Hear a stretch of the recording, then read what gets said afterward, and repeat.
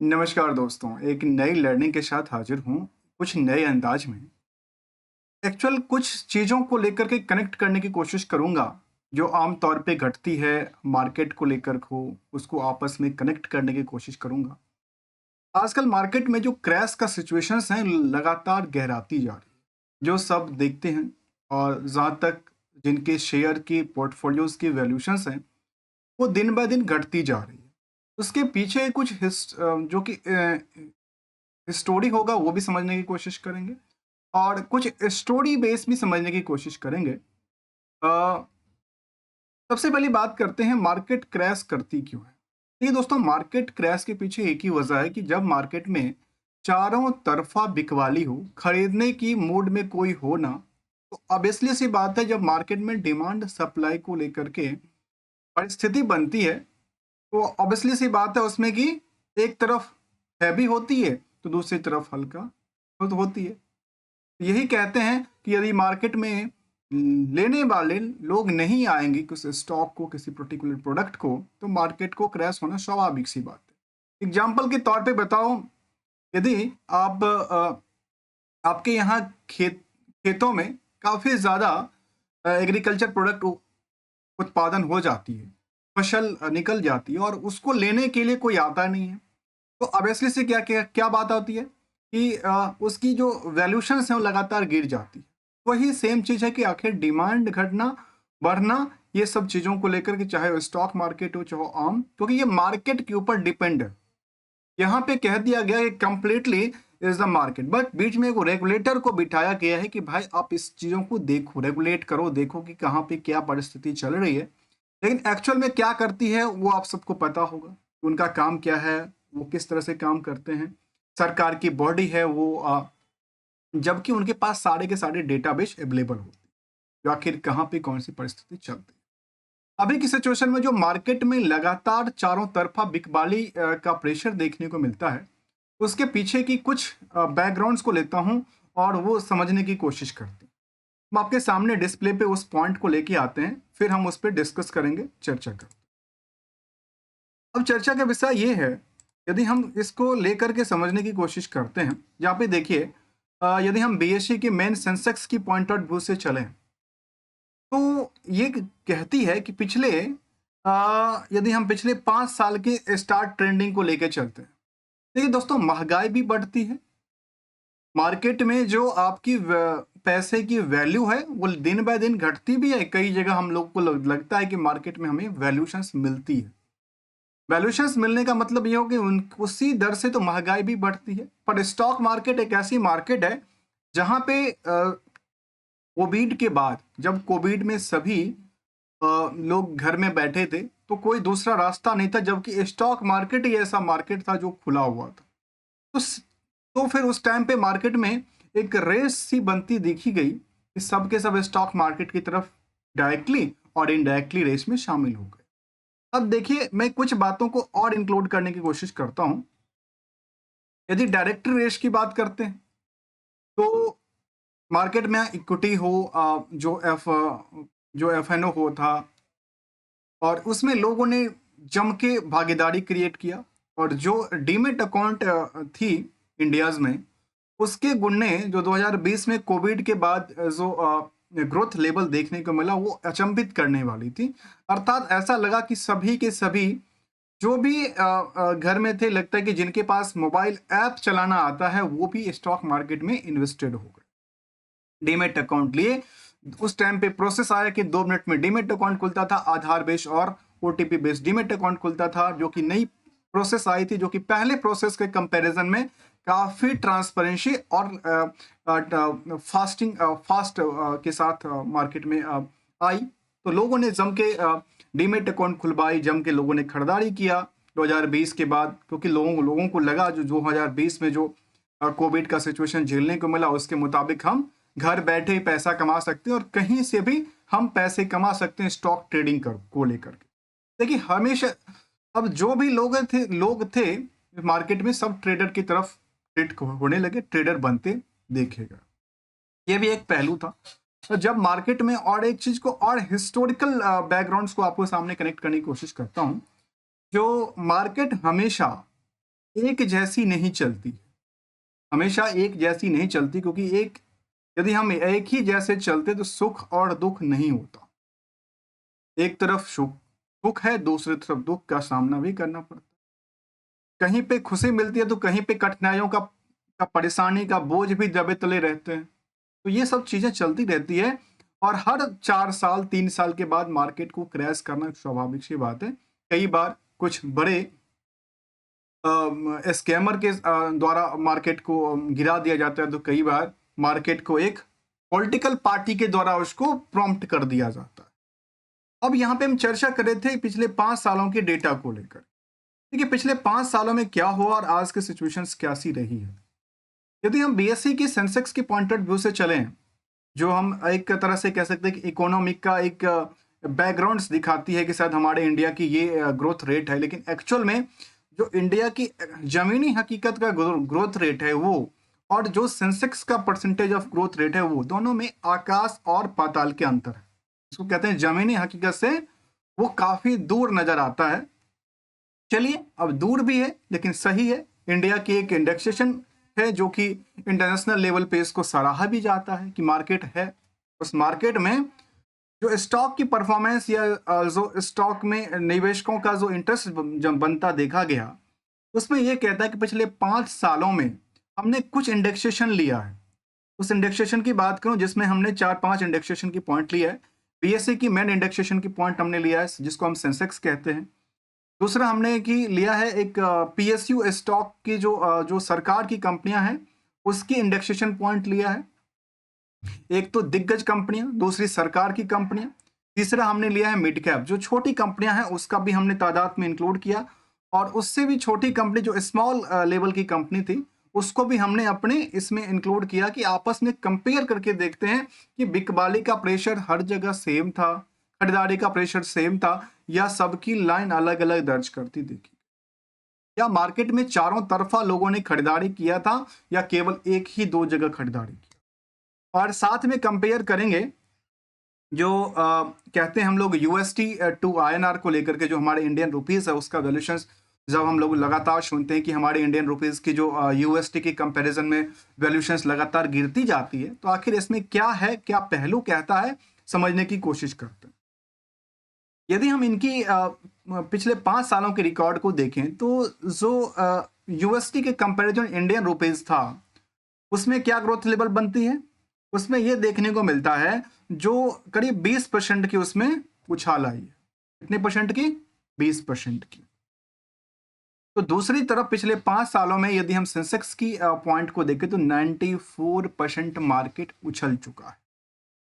जबकि पिछले 5 सालों में यदि महंगाई की दर को भी देखें तो नियरली मैं बात कर रहा हूं, जो कि मैं सरकारी कोई डेटा से आपस में कनेक्ट करके नहीं देखता हूं, मैं एक आम तौर पे देखता हूं कि एक हमारी जो खुद की जो जो महंगाई लगती है, देखने में लगती है, उसका रेशियो के मुताबिक जो हमारी जो बजटिंग है उसके मुताबिक जो हमारी डे बाय डे इंक्रीज करती जाती है वैल्यूशन को लेकर के, उसमें अल्टीमेटली देखा जाए पिछले करीब करीब 40 से 42% के आसपास, 45% के आसपास उछाल आई है पिछले 5 सालों में। तो वहीं पे सेंसेक्स में 94% की उछाल आई, अर्थात उसमें भी गैपिंग है।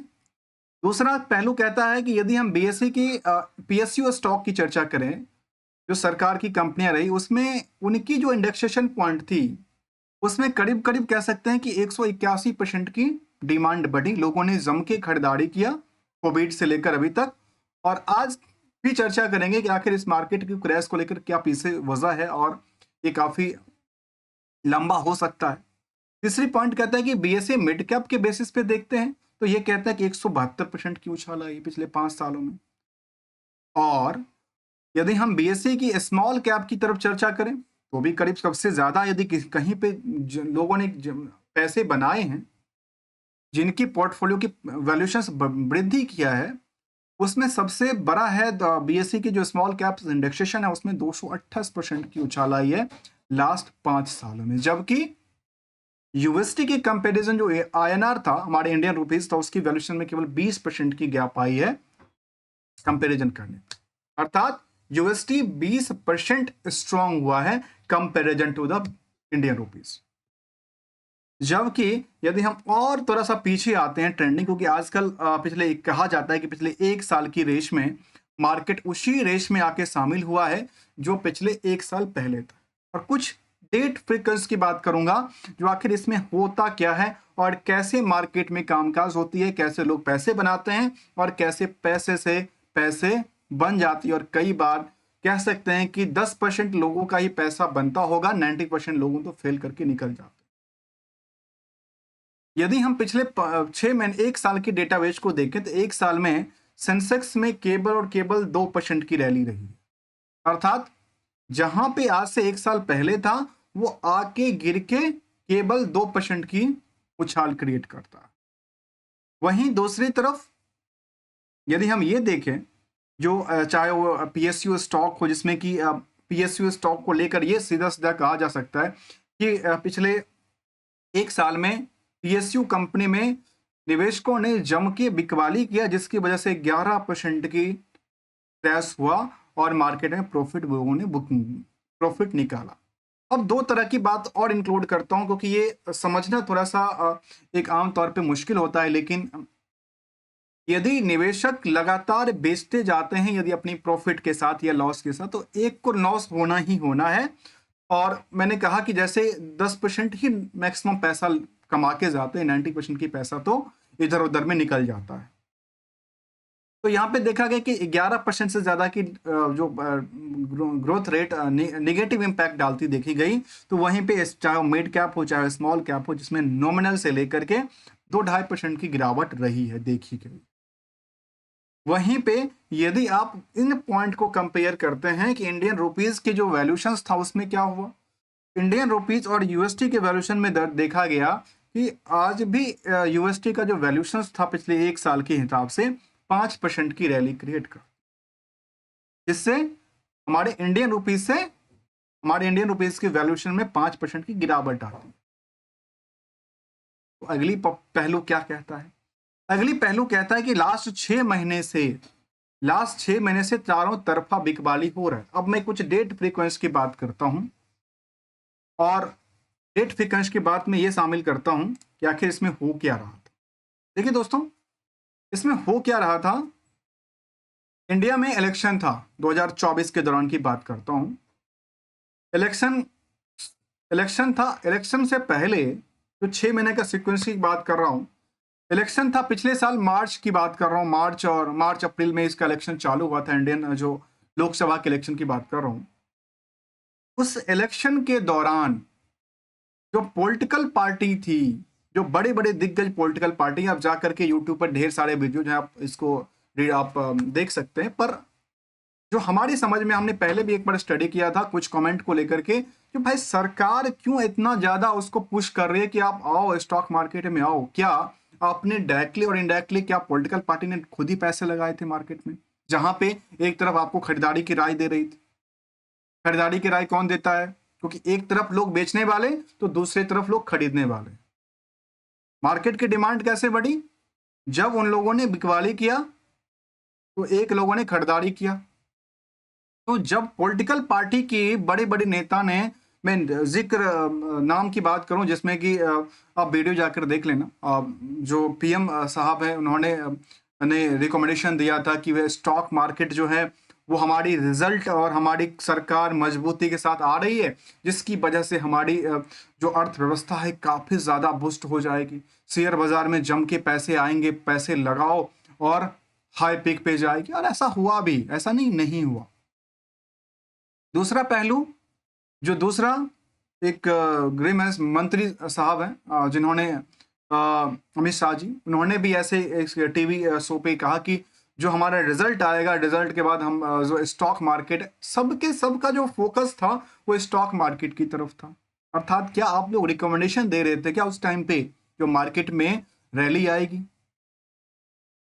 या आपने बिकवाली किया डिमांड बढ़ा करके, या क्या आपने डायरेक्टली और इनडायरेक्टली क्या आपने इनफ्लो लेके आए इंडियन मार्केट में। और आज वही, जैसे इलेक्शन की बात हम कर रहे थे, तो यदि हम मार्केट की बात करें तो अभी हम रिसेंटली देख रहे थे डेटा को, जिस दिन मुझे लगता है कि 4 जून या 6 जून की बात कर रहा हूं, आप जाकर के एग्जैक्टली टाइम फ्रेम के देखना, यदि हम इनको बीएसई के सेंसेक्स की हम ले डेटा को ले ही लेते हैं, एक्चुअली हम 4 जून के डेटा को लेते हैं यहाँ पे, और एक बार हम दोबारा सेंसेक्स को लेकर चलते हैं और देखते हैं इसका जो 4 जून के आसपास का जो रैली था वो क्या था। अल्टीमेटली ऐसा लगता है कि 4 जून और 6 जून के आसपास की बात कर रहा हूँ। 4 जून को इलेक्शन का शायद वो आया था, एग्जिट पोल आया था, और 6 जून को इसका काउंटिंग आया था, याद होगा। उस दिन मार्केट ने इस साल की सबसे ज्यादा बॉटम लिया था, लेकिन मार्केट, जैसे उन्होंने कहा था कि मार्केट काफी ज्यादा पुल बैक होगा, वैसे ही मार्केट में बड़ी रैली भी हुई। रैली होते होते करीब करीब कह सकते हैं कि 88,000 89,000 के आसपास सेंसेक्स की पॉइंट गया, 90,000 मान लेते हैं, और ऊपर नीचे करके 90,000 के आसपास पहुंचा। कहां? 72-73,000 से 90,000 तक का सफर तय किया, और ये रिकमेंडेशन दिया गया कि ये मार्केट 1 लाख रुपए का हो जाएगा।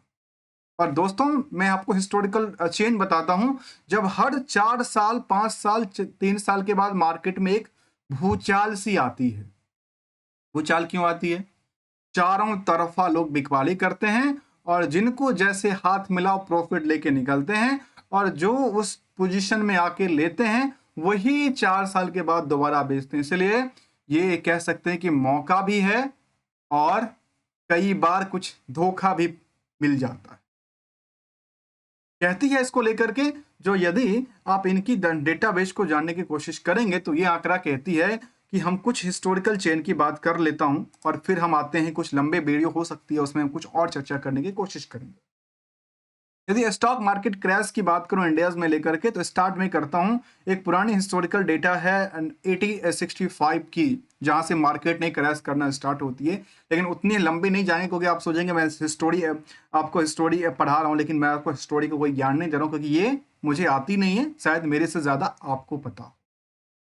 अभी रिसेंटली की बात मैं कर रहा हूं, 2024 में ये भर भर के दावा किया गया कि मार्केट में ये हो जाएगा, लेकिन जैसे ही रिजल्ट का डेटा आया, मार्केट थोड़े दिन तक तो चली, लेकिन उसके बाद मार्केट क्रैश हो गया। फिर कहा गया कि शायद हमारी बजट में हम कुछ बड़ी हलचल क्रिएट कर देंगे। उससे पहले से ही मार्केट में एफआईआई ने बिकवाली चालू किया। अब क्या लगता है कि एफआईआई की वो बिकवाली थी, वो क्या डायरेक्टली इनडायरेक्टली इंडियन पैसा लगा हुआ था, क्या पॉलिटिकल पैसा लगा हुआ था, जो कि रूट करके इधर से उधर वैसे, जो कि एक आम निवेशक को समझ में नहीं आता। यदि इसी साल की बात करूं तो 2024 में इलेक्शन के टाइम पे मार्केट क्रैश किया था, 6 जून की बात कर रहा हूं। उसके बाद अभी रिसेंटली की बात किया तो मार्केट लगातार बॉटम टू बॉटम को टच करी। यदि एक दिन भी मार्केट और लोअर साइड में आई तो मार्केट अपने पुराने चेन को, रिकॉर्ड को तोड़ देगी। इससे पहले की बात करूं 2020 में, जब से इंडियन मार्केट में सबसे ज्यादा पुल बैक आई थी, कोविड के बाद लोगों ने घर से स्टार्ट किया और ट्रेडिंग करना सबसे आसान हो गया। इतना तो घर की सब्जी दाल खरीदना भी आसान नहीं रहा, क्योंकि इतना आसान तो स्टॉक मार्केट में ट्रेडिंग रह गया। क्योंकि जब आप सब्जी लेने के लिए आप कुछ किसी दुकान पे जाते हैं, कोई अपनी एक आम कस्टमर की तरफ, तो आप 10 बार सोचते हैं अच्छा इसमें कलर ये है कि नहीं है, इस ब्रांड में कमी तो नहीं है, ये नहीं है, वो नहीं है। लेकिन यहाँ पे जम के खरीदारी हुआ, और यहाँ पे डायरेक्टली ज्यादा और इनडायरेक्टली का सिचुएशन कम रहा, जबकि डीआईआई के पास भर के पैसा है। 2020 से पहले 2018 में मार्केट क्रैश किया था, जिसमें जिक्र करती है कि बजट सेशन में इन्होंने स्पीच की वजह से जो मार्केट में एक बार डिप लिया था, जो कि क्रैश की सिचुएशन क्रिएट करती देखी गई थी। ये 2018 से पहले की बात करूं तो मुझे एग्जैक्टली याद आ रही 2016 की बात, जबकि मार्केट क्रैश किया था लास्ट 2 साल में। मतलब साल दर साल लगातार मार्केट में एक हलचल होती है, एक बार पिक लेता है, दोबारा पिटता है। कब से? 2014 के बाद लगातार होता है। 2009 में एक बड़ी हुआ था, मार्केट क्रैश किया था। 2009 के बाद 15 में एक लंबी क्या हुआ, मार्केट क्रैश करती देखी गई। जहां 14 में सरकार आई थी, तो 15 में फिर ये पॉलिटिकल एंगल से कह सकते हैं, जो जब भी सरकार और पॉलिटिकल पार्टी के लोगों ने स्टेटमेंट दिया है कि मार्केट पुल बैक करेगा, वो मार्केट पुल बैक करता है, बाद में मार्केट वही क्रैश भी करता है, फिर से मार्केट चलेगा। अर्थात एक छोटे छोटे निवेशकों का जो 100-200 रुपए 400 रुपए का इन्वेस्टमेंट है, उसको एक तरफ से काट के बड़े के पॉकेट में डालो, सीधा सी बात। और मार्केट ऐसे ही चलता है, सब एक दूसरे के पॉकेट काटने में लगे हुए हैं। कौन कितना काटेगा वो अपनी अपनी काबिलियत है, अपनी अपनी फंड है। जिसके पास जितना पैसा है उसके पास उतना ताकत है, इसको इसलिए कहते हैं उसको बिग बुल। और सिचुएशन की बात कर रहा हूं जिसमें देखा जाए इस सिचुएशन को लेकर के, तो हमने ये देखा कंपैरिजन करते हुए कि इसकी सिचुएशन रही पिछले 1 साल को लेकर के उससे पहले की सिचुएशन में। तो ये पिछले 6 महीने से लगातार हमने देखा कि लगातार बिकवाली का दौर था। उसके बाद लगातार बिकवाली का दौर होते होते ये देखा कि पिछले 1 महीने में भी देखा गया कि सेंसेक्स के पॉइंट ऑफ व्यू में 1% से ज्यादा गिरावट। तो वहीं बीएससी पीएसयू स्टॉक हो, चाहे वो स्मॉल कैप हो, चाहे मिड कैप हो, चाहे वो यूएसटी के कंपैरिजन इंडियन रुपीज के वैल्यूएशन को गिरना हो। एक तरफ से इंडियन जो सेंसेक्स है वो लगातार गिरती जा रही है, तो दूसरी जगह जो यूएसटी की कीमत है वो लगातार बढ़ती जा रही है, क्योंकि हमारे यहाँ से इंपोर्ट एक्सपोर्ट का सिचुएशन जो है वो काफी कम दर्ज करती है, क्योंकि हम इंपोर्ट ज्यादा करते हैं एक्सपोर्ट कम करते हैं, इसलिए हमारी सिचुएशन ऐसी बनती है।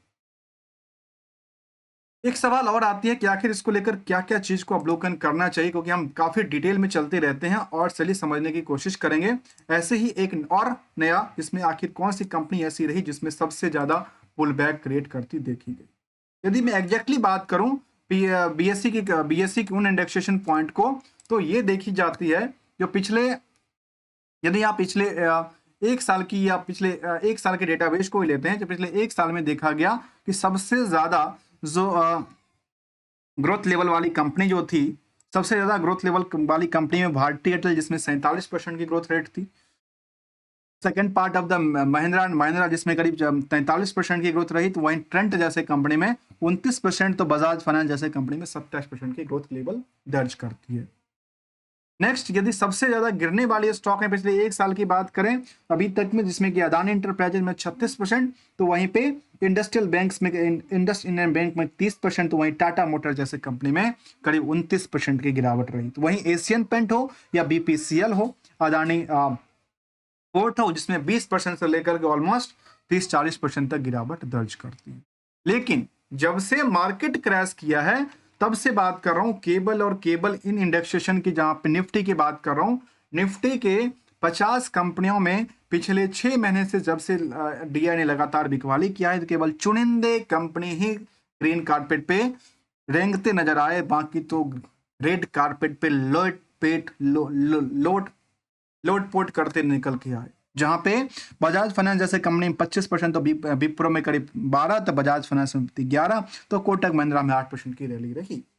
लेकिन वहीं पे जब रेड कारपेट पे बिछे हुई कंपनियों में टाटा मोटर्स से लेकर के चाहे कोल इंडियाज हो, अदानी इंटरप्राइजेज हो, एशियन पेंट हो, बीपीएसएल हो या ओएनजीसी हो, ट्रेंट जैसे कंपनी का भी नाम शामिल कर। यदि अगली जिक्र किया जाए, यदि हम कुछ और इंडेक्सेशन की, जहां पे पीएसयू वाली की चर्चा हम कर रहे थे रिसेंटली की बात करूं, तो पीएसयू में ऐसा क्या हुआ उस पर एक नजर डालते हैं। देखिए, पीएसयू को लेकर हम चर्चा कर रहे हैं, उसमें यदि हम सेक्टर को लेकर चलें तो ये कह सकते हैं कि जो पीएसयू को लेकर चले, पीएसयू को बैंकिंग सेक्टर को लेकर चले, तो बैंकिंग को भी लेकर देखा जाए तो बैंकिंग सेक्टर ने पिछले 6 महीने में केवल 3 ऐसे बैंक रही जहां पे ग्रीन कारपेट थोड़ी बहुत रही है, बाकी सभी के सभी बैंकिंग सेक्टरों में नॉमिनल 10% से लेकर के और 25% तक की गिरावट दर्ज करती है। वहीं 1 साल के दौरान भी 4 कंपनी में उछाल क्रिएट करती देखी गई, तो बाकी सभी कंपनियां रेड कारपेट पे रेंगती नहीं, पूरे के पूरे लेटती नजर आई। और दूसरा पहलू कहता है, यदि हम इनकी जो हमारी इंडियंस हैं वो की फार्मास्यूटिकल इंडस्ट्रीज हो, चाहे वो कह सकते हैं कि आईटी सेक्टर की इंडेक्सेशन पॉइंट हो, तो पिछले 1 साल में काफी सारी कंपनी में खरीदारी रही, तो कुछ ज्यादातर कंपनियां बिकवाली का प्रेशर भी रहा है। वैसे पिछले 6 महीने और 3 महीने की डेटाबेस भी सही कहती है, पिछले 3 महीने में केवल 2 कंपनी में खरीदारी, तो बाकी सभी कंपनियों में बिकवाली का प्रेशर देखने को मिला है। तो ये कुछ ऐसी हकीकत बात थी जिसको हमने समझने की कोशिश किया और आपके सामने भी रखने की कोशिश किया, और हमने इसको आपके सामने कुछ पॉइंट को लेकर के समझने के लिए रखने की भी कोशिश किया है। और दोस्तों, हमेशा मैं कहता हूं कि मार्केट को लर्न करना चाहिए, हमेशा कुछ ना कुछ स्टडी करती रहनी चाहिए कि आखिर मार्केट में कैसी सिचुएशंस हैं, कैसे नहीं, क्योंकि पैसा बहुत इंपॉर्टेंट है। पैसे हाथ से निकल गए ना तो फिर आना मुश्किल होता है। पैसे कमाना उतना आसान नहीं है जितना दिखता है स्टॉक की ट्रेडिंग करके, ऐसे करके इतना आसान नहीं है। नहीं तो अंबानी अडानी और सारे जितने बड़े कॉरपोरेटर थे ना, वो स्टॉक मार्केट में बैठ के ही हजारों लोगों को रख के स्टॉक ट्रेडिंग कर रहे होते और आम निवेशकों के पॉकेट से पैसा निकाल के अपने पॉकेट में रख रहे होते। नहीं तो उनको रिलायंस इंडस्ट्री जैसे बड़ी कंपनी जो कि पेट्रोल बेचती है, या फिर आजकल तो जियो मार्ट जैसी कंपनी जो कि सब्जी और राशन की सामान भी बेचती है, वो नहीं बेचने का मौका नहीं मिलता। मिलेंगे कुछ नई पॉइंट के साथ, तब तक के लिए लाइक और subscribe. Thanks for the joining us.